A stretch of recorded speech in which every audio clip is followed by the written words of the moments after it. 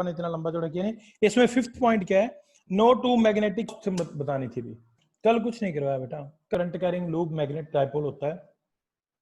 Magnet dipole क्यों होता है, क्योंकि इसमें दोनों पोल बनते हैं। एक साइड से अगर वो आपको नॉर्थ पोल दिखेगा, जिस साइड से करंट एंटी क्लॉकवाइज है, तो दूसरी साइड से इस लूप के पीछे से दिखोगे तो आपको साउथ पोल दिखेगा। तो करंट कैरिंग लूप में भी दोनों पोल होते हैं, और मैग्नेटिज्म में सिंगल पोल तो एग्जिस्ट करता ही नहीं है। तो current carrying loop also magnetic dipole, और उसकी डायपोल मोमेंट होती है करंट इनटू एरिया। अगर एन टर्न्स हो तो एन आई ए, ये अपन ने पहले भी पढ़ा हुआ है।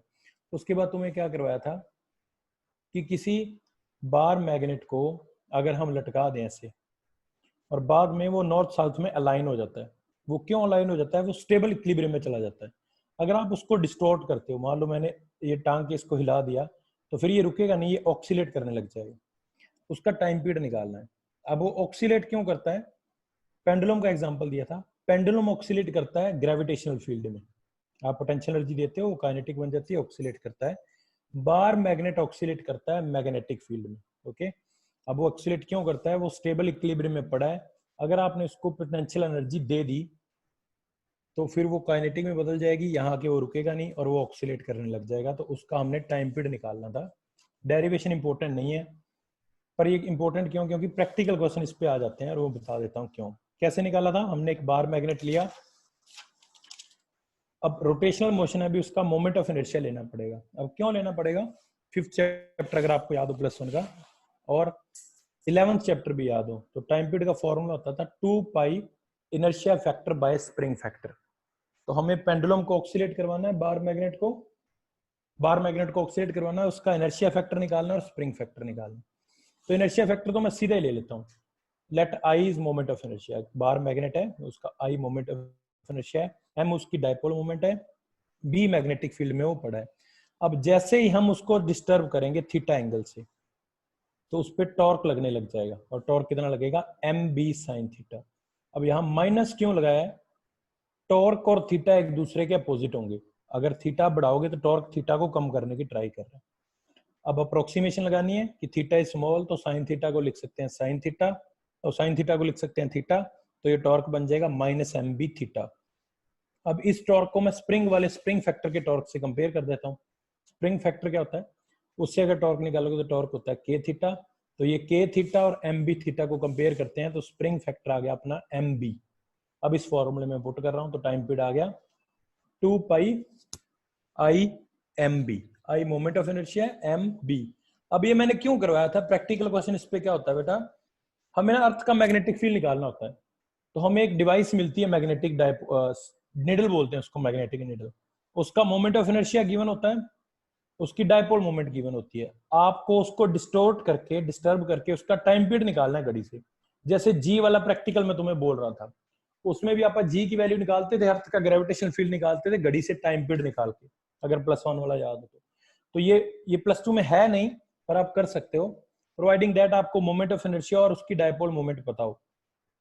तो मोमेंट ऑफ इनर्शिया और डायपोल मोमेंट पता है, टाइम पीरियड आप घड़ी से निकाल लोगे तो अर्थ का मैग्नेटिक फील्ड निकाल सकते हैं। ओके, तो ये फॉर्मूला याद रखना। If a bar magnet or a magnetic needle allowed to oscillate in a magnetic field, then its time period is 2 pi root moment of inertia by product of dipole moment and magnetic field. Okay, ये इतना important नहीं है अभी, बिल्कुल important नहीं है, कभी question नहीं आता इस पे।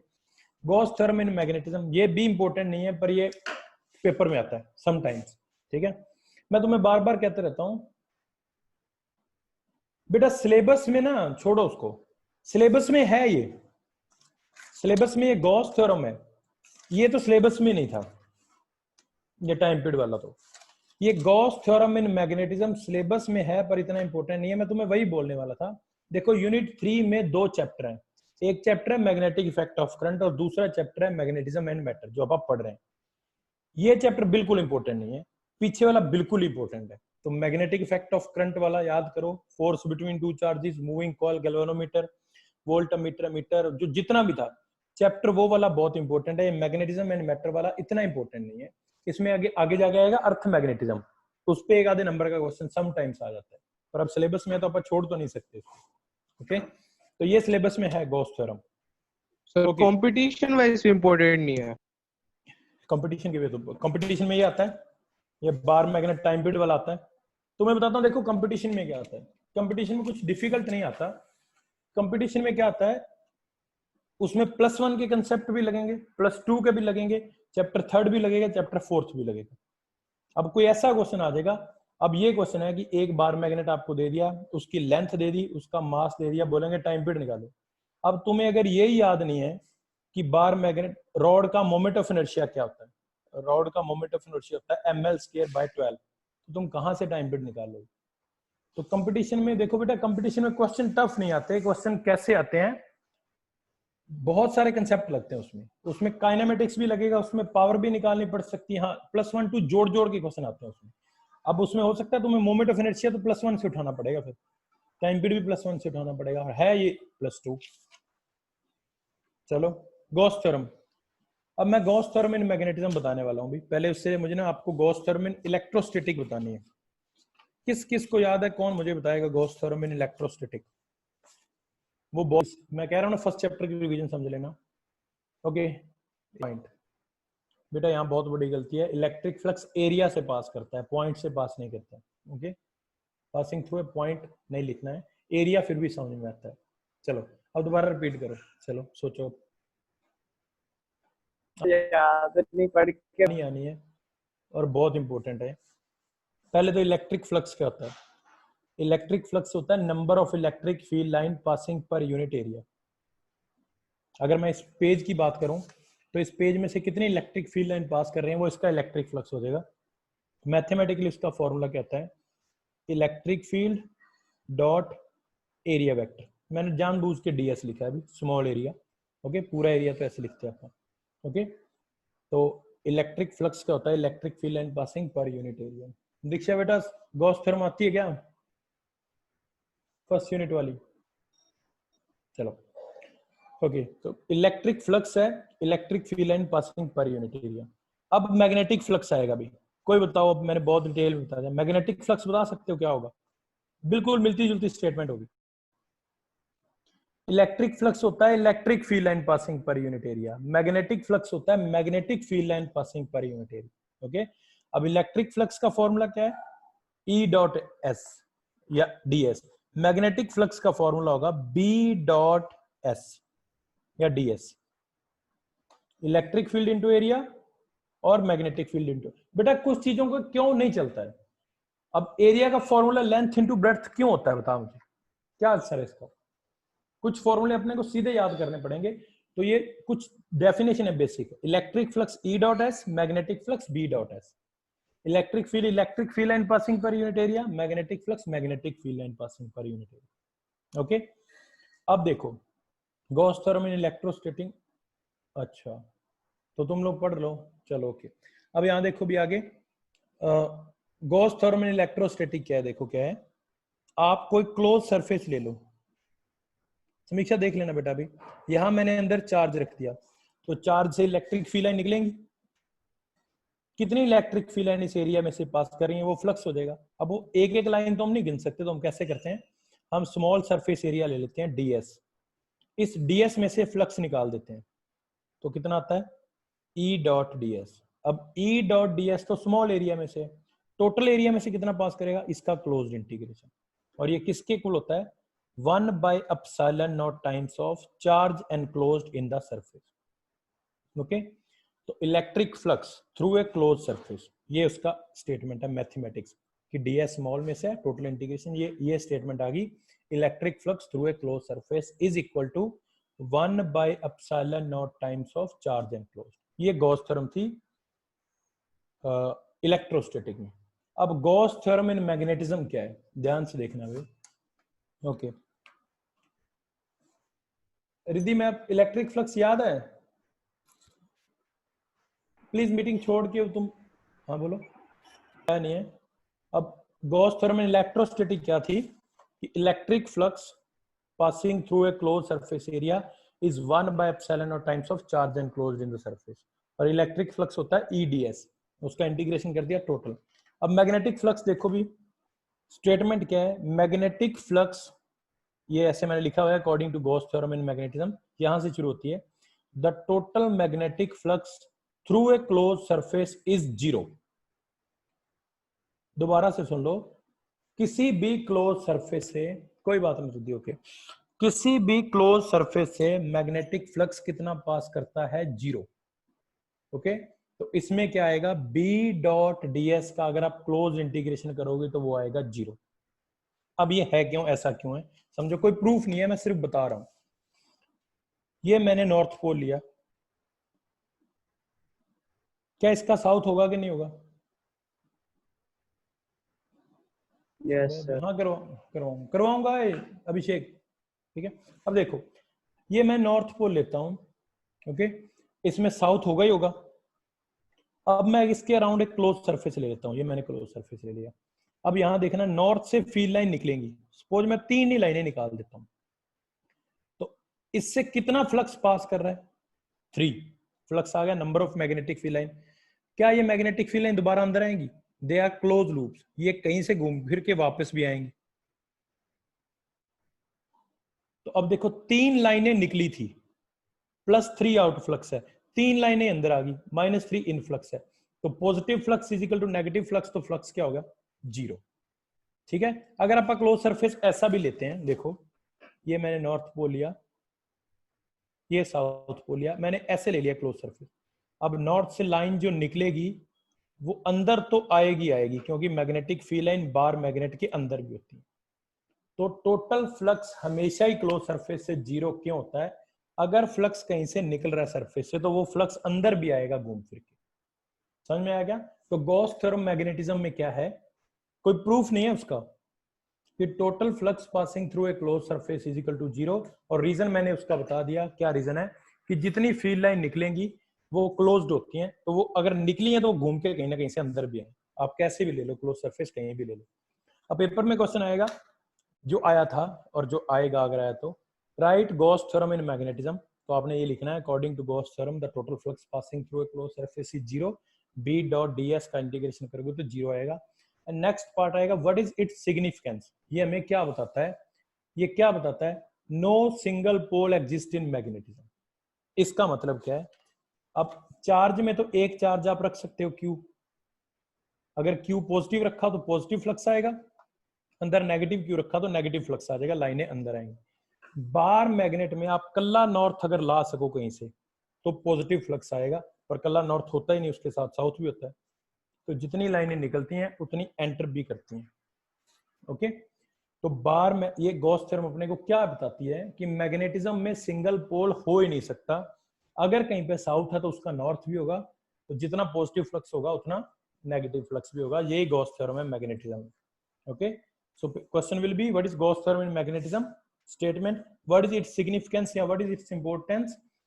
No single pole exists in magnetism. Gauss theorem ने हमें ये बताया मैग्नेटिज्म।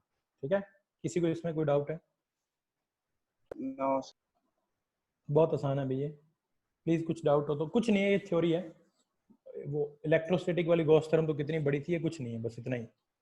चलो, तो ये बार मैग्नेट से रिलेटेड चीजें थी भी, हमने क्या क्या किया है। बार मैग्नेट क्या होता है, उसका फील्ड, पोल स्ट्रेंथ क्या होती है, उस पर टॉर्क कितना लगता है, एक्सियल लाइन, इक्वेटोरियल लाइन। अब हम कर रहे हैं, और ये इंपॉर्टेंट टॉपिक है, ये वाला मैं कह रहा हूं, इससे पहले मैंने कोई इंपॉर्टेंट नहीं कहा था। Dipole moment of an electron.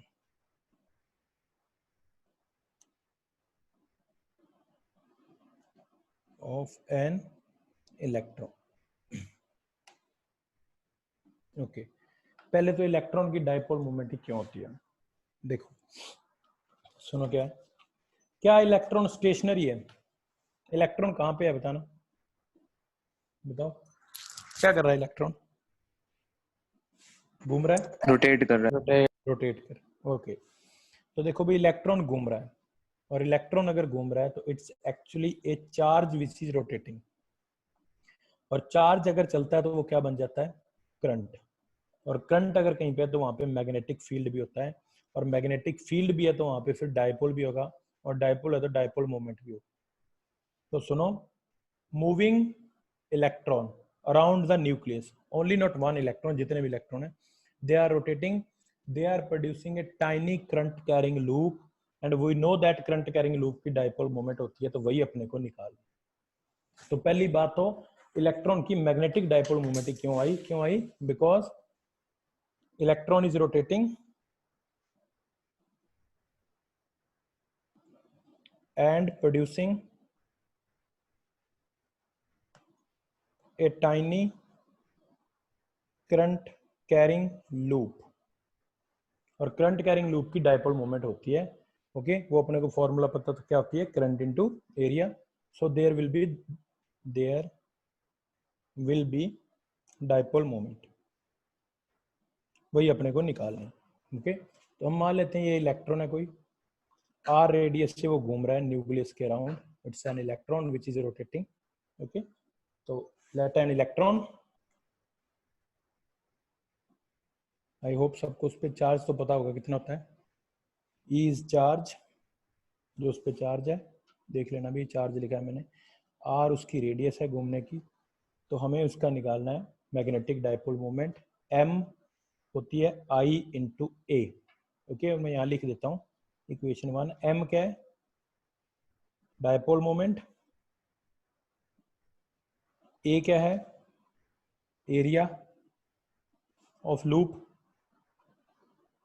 और आई क्या है, करंट, ओके। चल देखो, अब आई को मैं क्या लिख रहा हूं, आई को लिख रहा हूं चार्ज अपॉन टाइम। कैसे, करंट क्या होता है, करंट क्या होता है, चार्ज अपॉन टाइम, तो चार्ज तो इलेक्ट्रॉन पे ई है, ये टी कौन सा टाइम है, T is time period of electron. अब समझो अभी ध्यान से, अगर इलेक्ट्रॉन घूम रहा है तो हमें करंट निकालना है, करंट निकालने के लिए देखो टाइम कितना लेंगे ना, इलेक्ट्रॉन तो सदियों से घूम रहा है, तो आधे साइकिल का नहीं तो एटलीस्ट 1 साइकिल का टाइम तो हमें लेना पड़ेगा। तो मैं एक साइकिल में करंट कितना प्रोड्यूस कर रहा है, इलेक्ट्रॉन निकाल दिया मैंने, क्या किया, ई बाई टी, और टी क्या, time period of electron, means उसको कितना टाइम लग रहा है घूमने, और एरिया क्या होगा, पाई आर स्क्वायर, सर्कल बन रहा है, सर्कल का एरिया क्या होता है, पाई आर स्क्वायर।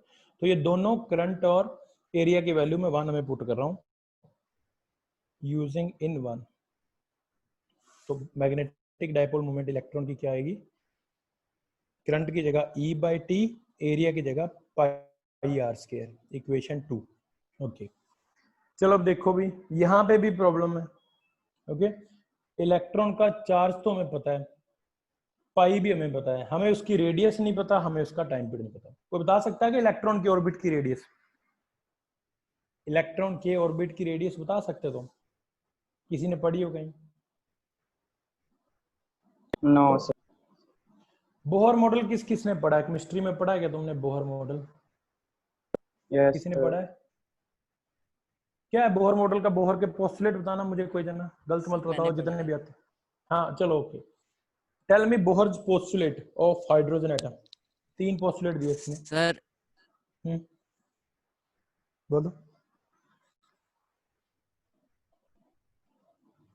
देखो प्रॉब्लम क्या है, हमें इलेक्ट्रॉन की रेडियस निकालनी है, इलेक्ट्रॉन का टाइम पीरियड निकालना है। अब ना तो मेरे लिए रेडियस निकालनी पॉसिबल है, ना उसका टाइम पीरियड निकालना पॉसिबल है, तो मैं बोहर की हेल्प लेने वाला हूं कुछ, और उसके लिए मुझे आपकी हेल्प चाहिए, क्योंकि आपने केमिस्ट्री में पढ़ा है बोहर पोस्टुलेट।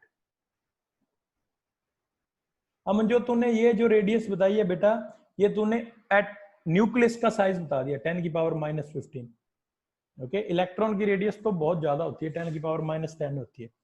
अरे बोहर पोस्टुलेट बता, कौन बता रहा था, निवेश बता।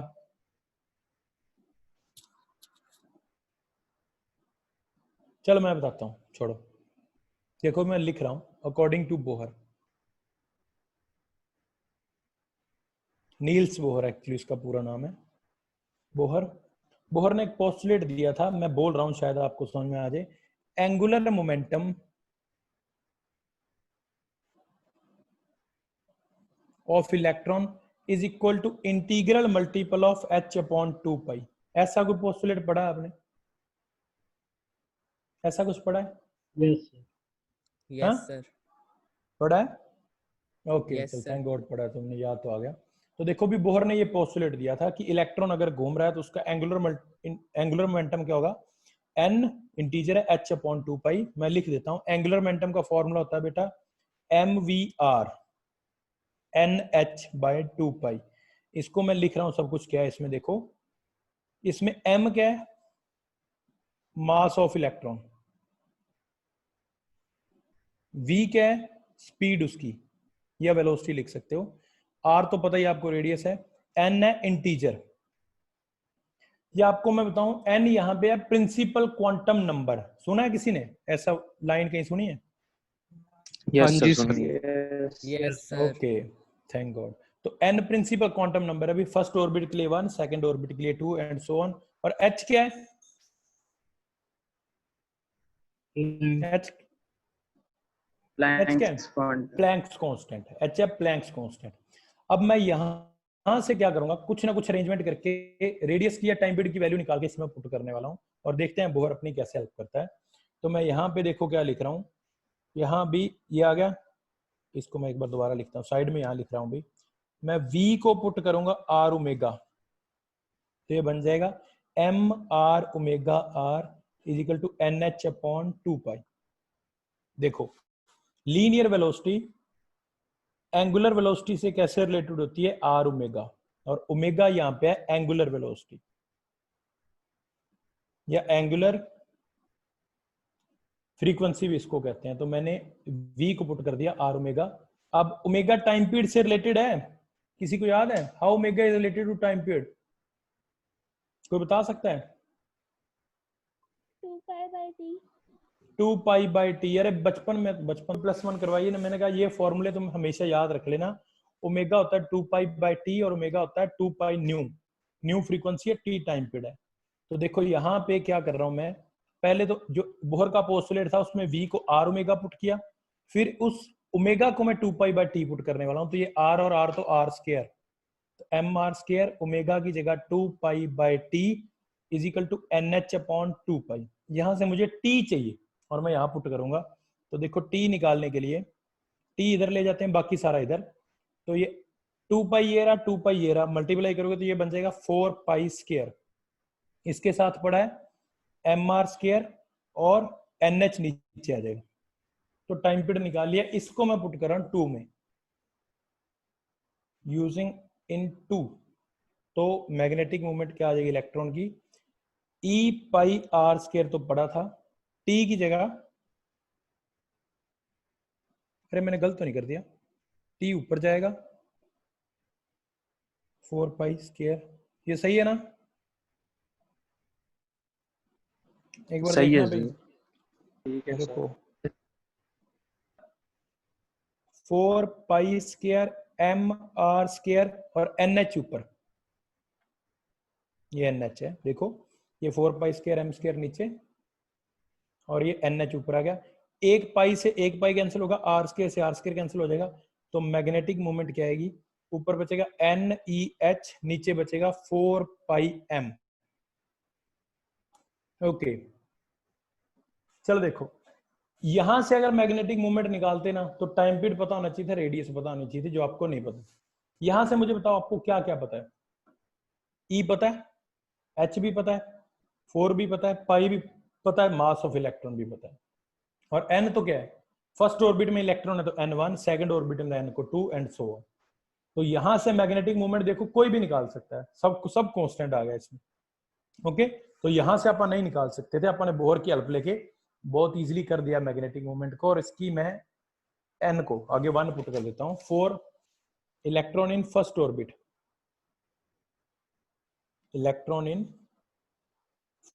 फर्स्ट ऑर्बिट किसी भी एटम के, तो n क्या हो जाएगा 1। तो मैग्नेटिक मूवमेंट हो जाएगी ई एच बाय 4 पाई एम। ओके, ये देखो n को इसमें 1 पुट करो। अगर इलेक्ट्रॉन सेकंड ऑर्बिट में होता तो n को 2 पुट कर देते, थर्ड में 3 एंड सो ऑन। तो मैंने n को 1 पुट कर दिया और ये सब कुछ कांस्टेंट है। और इसकी वैल्यू मुझे याद नहीं है अभी कांस्टेंट की, नरेंद्र मोदी साहब इसकी वैल्यू क्या आएगी अभी देख लेते हैं, एक सेकंड। हाँ तो मेरे को सुना 1.6 एच की भी पता है, 4 पाई एम सब कुछ भी। एक सेकंड रुकना, मुझे ढूंढना पड़ेगा बेटा, मैंने ढूंढी नहीं है। इसकी वैल्यू होती है 9.27 इंटू 10⁻⁻24 और मैग्नेटिक डायपोल मोमेंट की यूनिट होते हैं एम्पियर मीटर स्क्वायर। ओके, तो मैग्नेटिक डायपोल मोमेंट की यूनिट क्या है?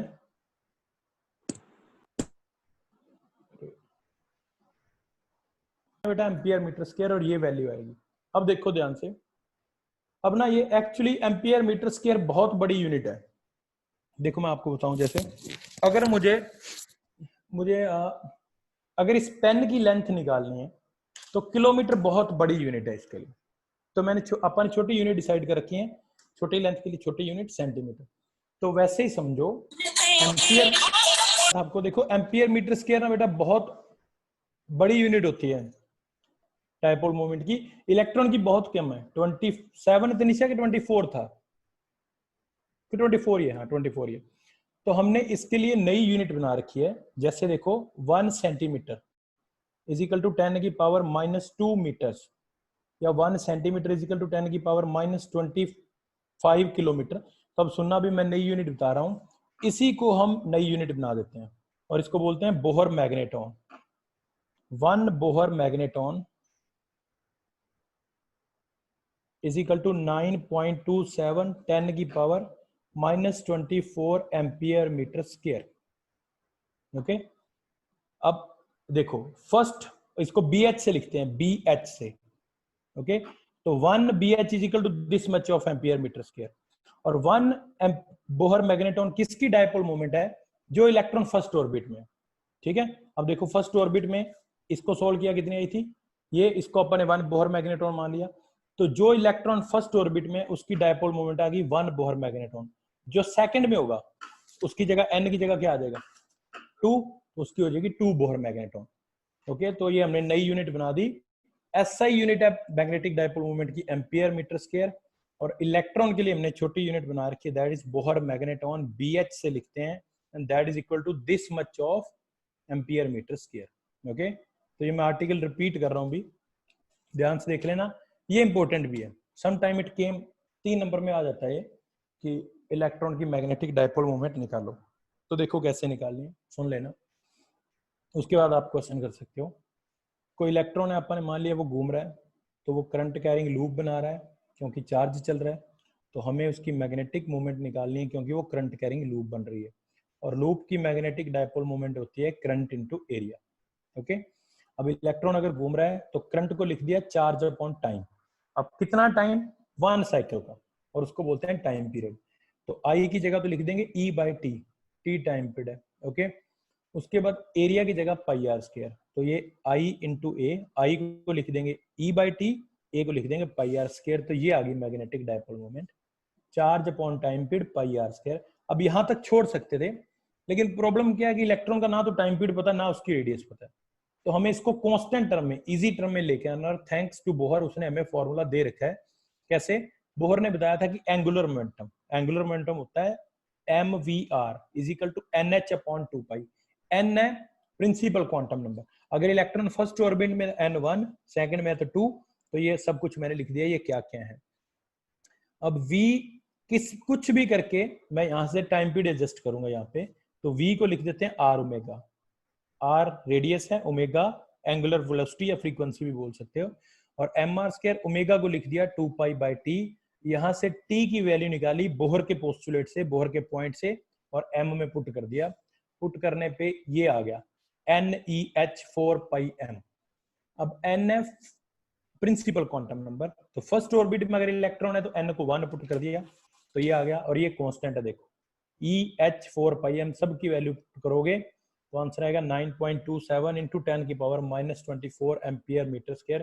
प्लीज इसको कंफर्म कर लेना भी, इतना ही होता है वैसे बाय द वे। मुझे यहाँ कंफ्यूजन है कि -27 तो नहीं होता क्या, प्लीज बुक से देख लेना। तो मैग्नेटिक मोमेंट जो इलेक्ट्रॉन फर्स्ट ऑर्बिट में है किसी भी एटम के, चाहे हाइड्रोजन, हीलियम, कार्बन, नाइट्रोजन, उसकी मैग्नेटिक मोमेंट इतनी आएगी। और इससे हमने नई यूनिट बना दी, इस वैल्यू को लिख दिया 1 बोहर मैग्नेटॉन। तो 1 बोहर मैग्नेटॉन अगर डिफाइन करना होता है तो क्या लिखोगे? It is the magnetic dipole moment of electron in first orbit, और इसकी एम्पियर मीटर में ये वैल्यू है। ओके, अब किसी को कोई डाउट है तो पूछ सकते हो, कुछ भी पूछ सकते हो।